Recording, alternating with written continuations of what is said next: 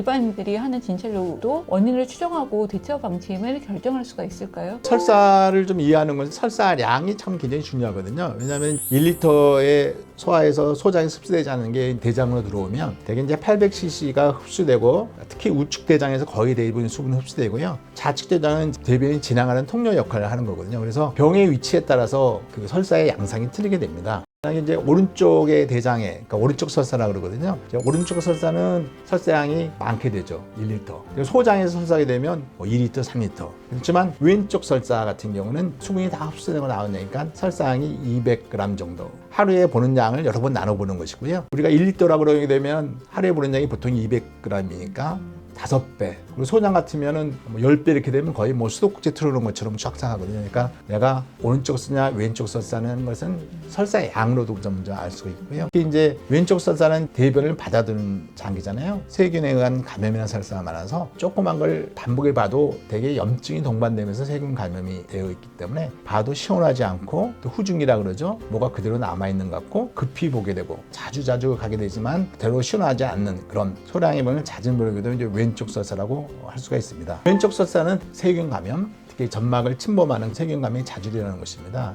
좌측 대장의 대변을 이제 저장하는 기능이 소실되기 때문에 조그만 변을 자꾸 보고 대변에도 시원하지 않고 잔변감을 느끼고 후중기를 호소하고 아주 급히 와서 병원에 가서 들락날락하는 그런 양이 많지 않는 설사죠. 침습세균의 대표적인 것은 살모레나 또는 이질이 제일 대표적이죠, 왼쪽 설사에. 그래서 이런 경우는 피를 동반하든가 점액변을 호소하는 경우도 같이 많습니다. 특히 이런 경우에는 압통도 심하고 발열이 생기고 또 심하면 혈변을 일으키기도 합니다. 그래서 이런 경우에는 좌측수하고 혈변도 있고 압통도 있고, 그래서 반드시 병원을 가셔서 항생제를 처방해서 복용하셔야지만 회복될 수가 있습니다. 그러면 만약 우측 설사가 있는 경우에 어떻게 저희가 대처를 하면 될까요? 여러 가지 원인이 있지만 바이러스 감염이나 세균 독소에 의한 분비성 설사, 식중독 설사가 대표적인 원인입니다. 이런 경우에는 대개 바이러스 감염은 하루 이틀 만에 좋아지는 경우가 많거든요. 우리가 일반적인 감기하고 거의 유사한 경과를 받기 때문에요. 또 식중독에 의한 설사 같은 경우도 독소가 다 빠져나가게 되면, 또 상한 음식에 의한 자극이 빠져나가게 되면 좋아지기 때문에 하루 이틀만 탈수가 되는 걸 막아주면 되는 거거든요. 그래서 이런 경우에는 탈수가 오지 않도록 충분히 경구로 이온 음료를 섭취하는 게 좋겠고요. 그렇지만은 그래도 설사가 심해서 계속되고